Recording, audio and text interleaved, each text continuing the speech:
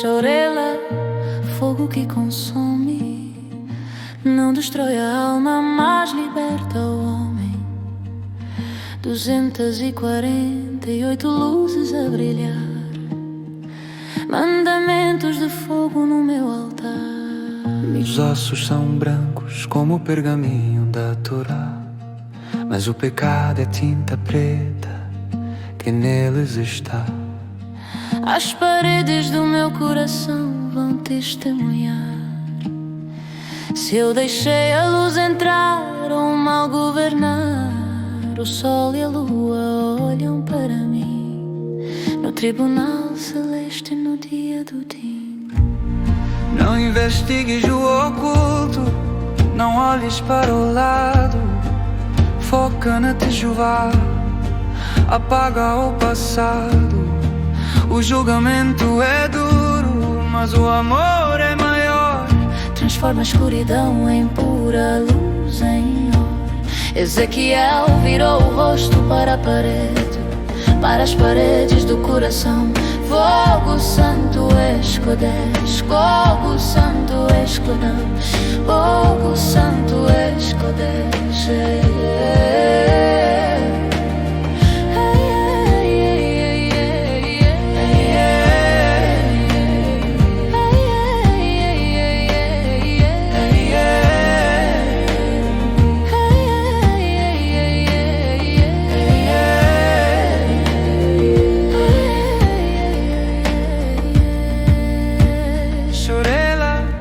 Fogo que consome, não destrói a alma, mas liberta o homem. Queima o ego, queima a ilusão, acende a vela dentro do coração.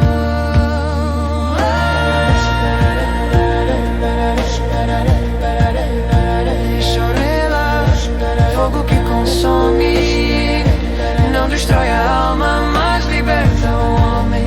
Queima o ego, queima a ilusão, acende a vela dentro do coração.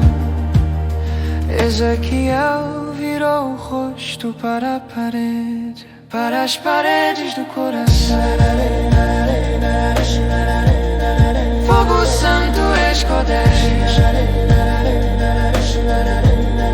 fogo santo escodes, fogo santo escodes.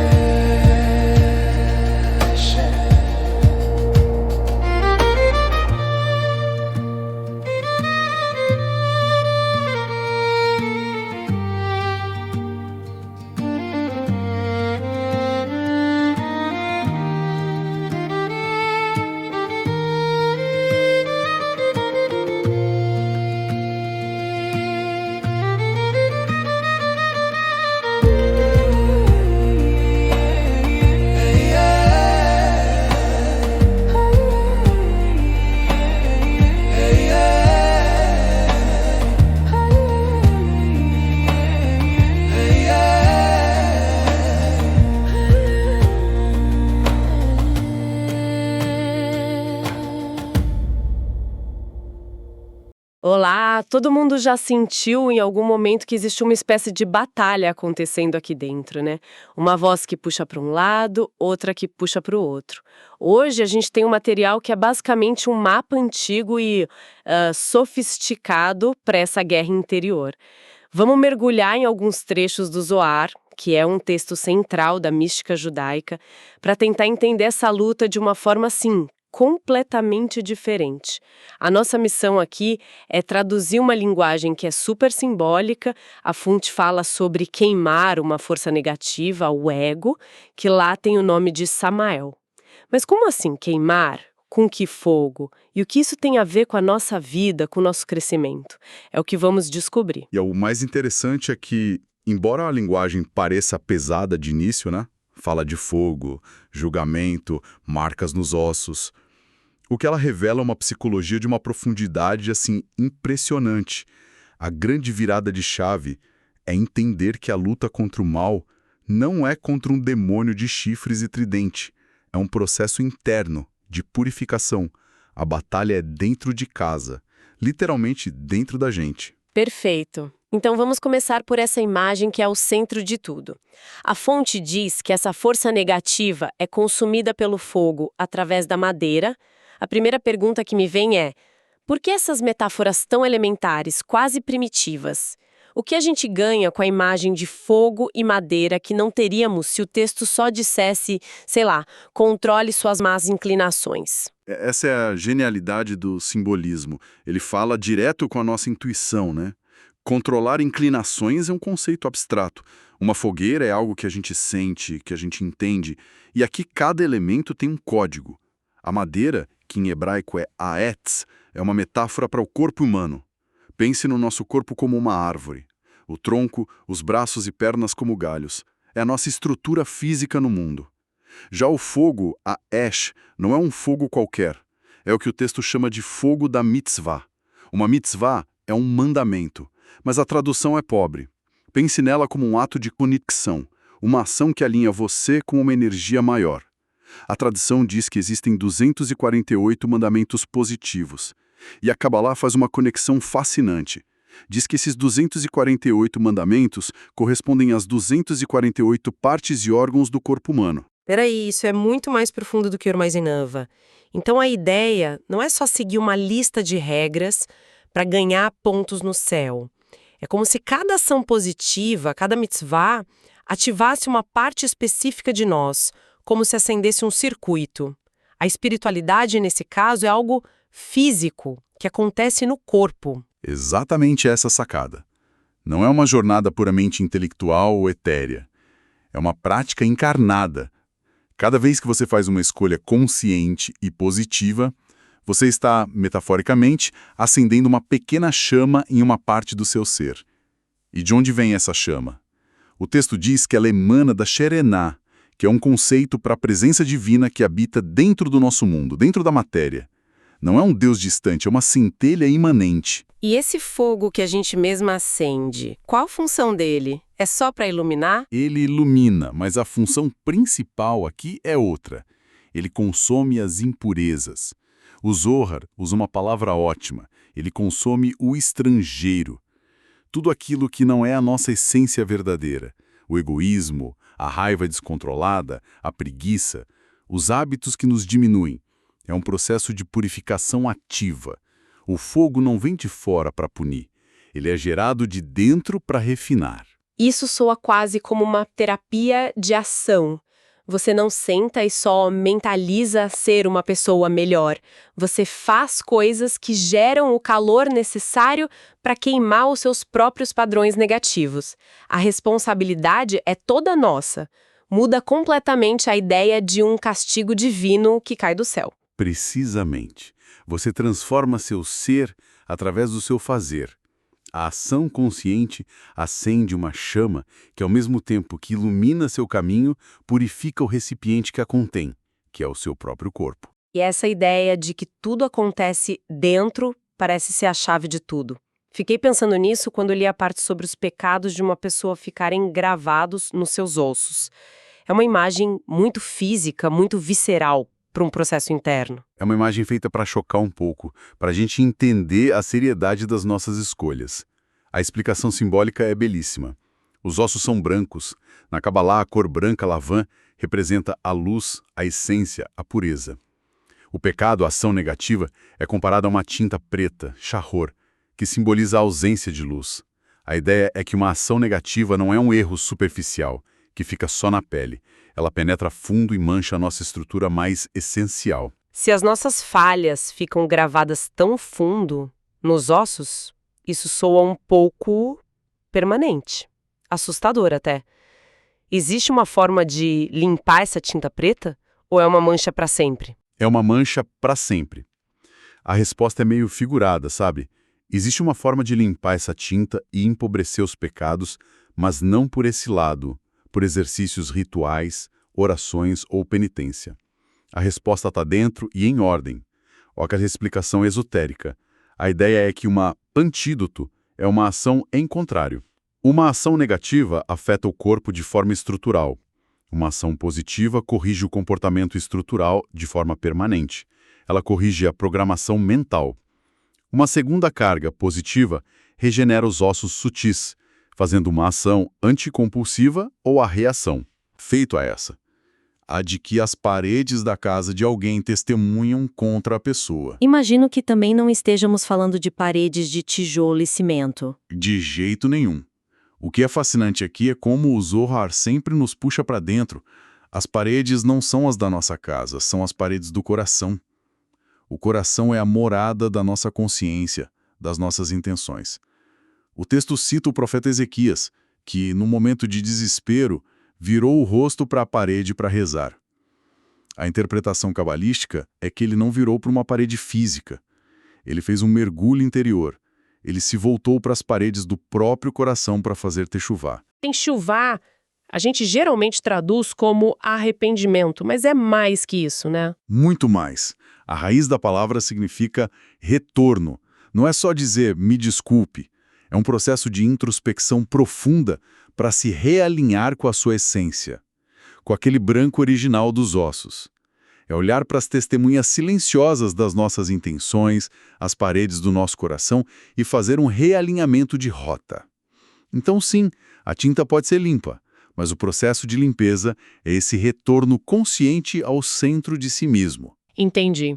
Então temos as testemunhas internas, as paredes do coração, mas a fonte sugere que a coisa vai além, que existem também testemunhas externas, cósmicas.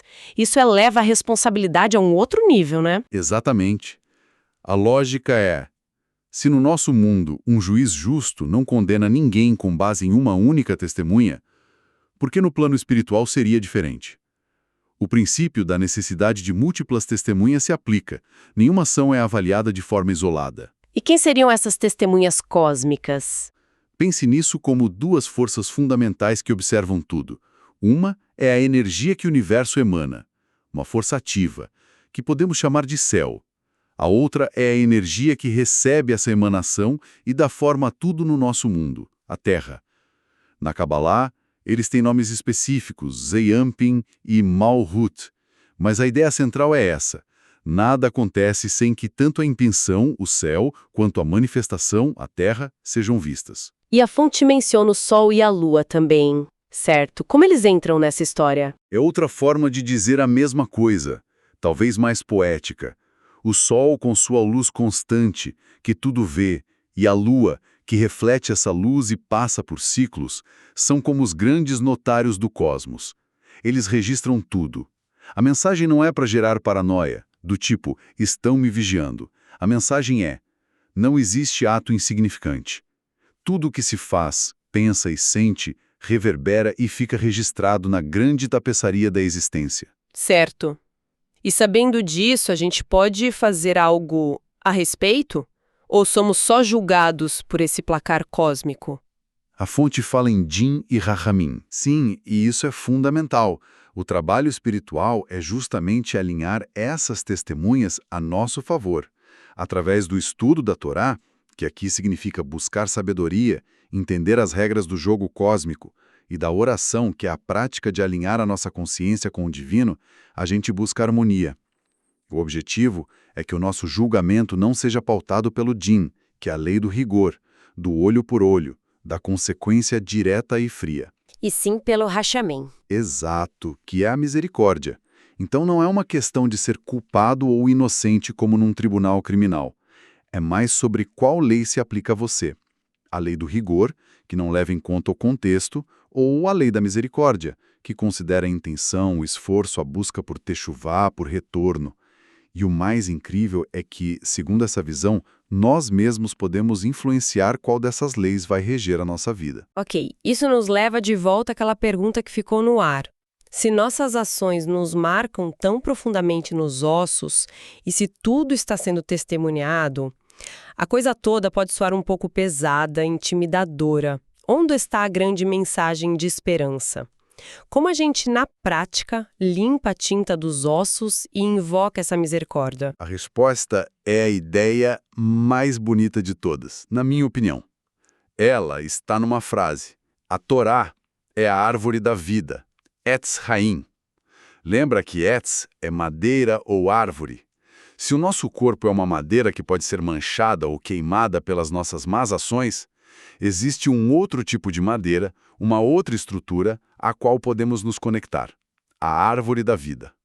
E aqui a fonte nos dá a analogia final que amarra tudo de forma brilhante. Quando uma pessoa se dedica a esse caminho de sabedoria e ações conscientes, ela se transforma no que o texto chama de vela de mandamento, uma ner mitzvah. E nesse estado, aquele fogo que a gente falou no início, o fogo da purificação, o fogo do julgamento, ele não a consome. Pelo contrário, ele a ilumina. E a imagem para isso é a da sarça ardente, de Moisés. A imagem perfeita. Moisés vê no deserto uma sarça, um arbusto, que está pegando fogo. Um fogo intenso, vivo. Mas, milagrosamente, a madeira da sarça não era consumida. O fogo estava lá, presente, poderoso.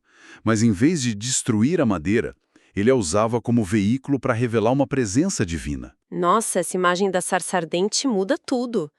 Porque a gente passa a vida com medo do fogo, do julgamento, da crítica, dos desafios, do fracasso. Mas essa metáfora diz que o fogo é inevitável, faz parte da vida.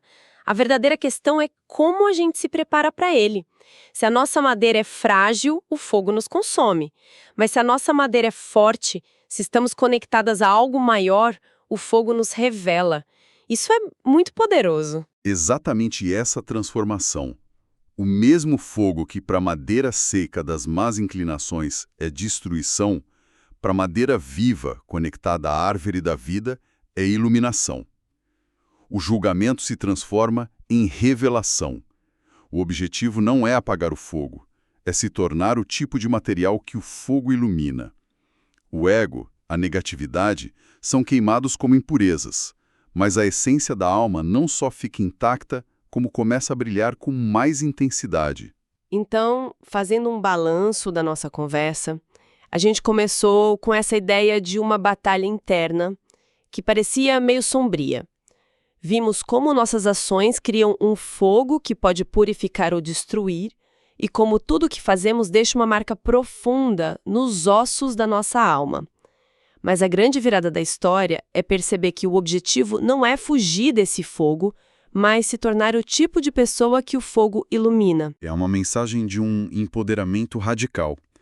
A lição final é que cada pessoa tem dentro de si a capacidade de acender a própria luz, através de escolhas conscientes, de atos de conexão e de se apegar a um propósito maior que aqui é simbolizado pela Torá como árvore da vida. A gente pode transmutar as forças mais rigorosas do universo em bênçãos. A escolha do que fazer com o fogo da vida está, em última análise, em nossas mãos. Fica a reflexão, né? Diante dos desafios das chamas do dia a dia, que tipo de madeira a gente está sendo? A gente está se fortalecendo para brilhar no meio do fogo ou se deixando consumir por ele? É uma pergunta para levar para a semana.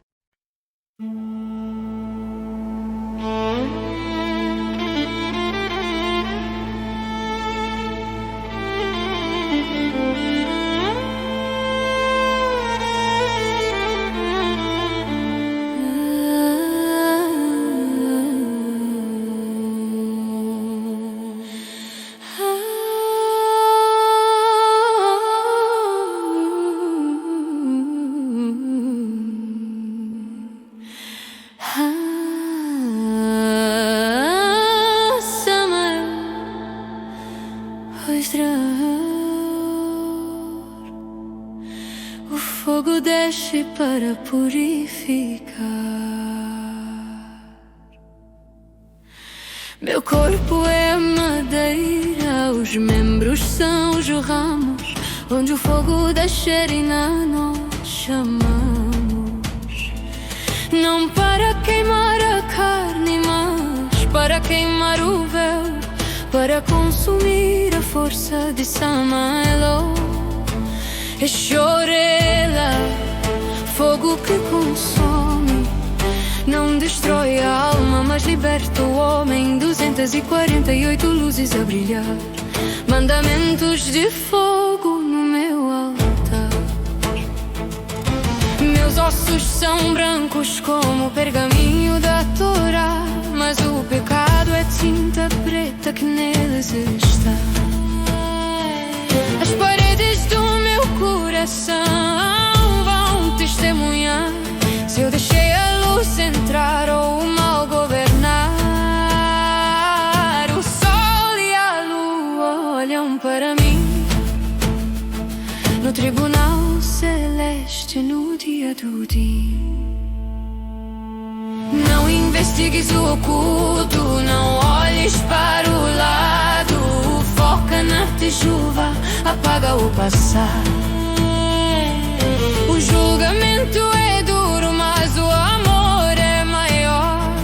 Transforma a escuridão em pura luz, em ouro. E chorela, fogo que consome, não destrói a alma, mas liberta o homem. Queima o ego, queima a ilusão, acende a vela dentro do coração. Ezequiel virou o rosto para a parede, para as paredes do coração. Fogo santo escudece